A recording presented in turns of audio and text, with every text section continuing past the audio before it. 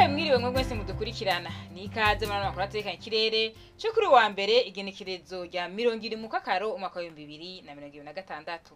Mu gitondo haritezwe ikirere kiri mu izuba n'ibice bike bike mu gihugu cyose.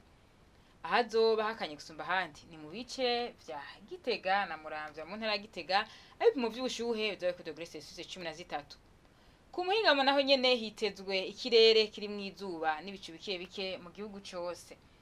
Ahazo bashushe gusumba handi akaba ari mu cibitoke mu ntara ya Bujumbura ariko mu vy'ubushuhe bizobe ku degrees Celsius 33. Mu gitondo hitezwe ku izuba zoseruka igihe cy'isaha 12 zirenga iminota 10 rirenge igihe cy'isaha 12 zirenga iminota 7 z'umugoroba. Amakuru atekanye kiremwa Ategekanya agarukiye hano akore cyane akayakurikirana.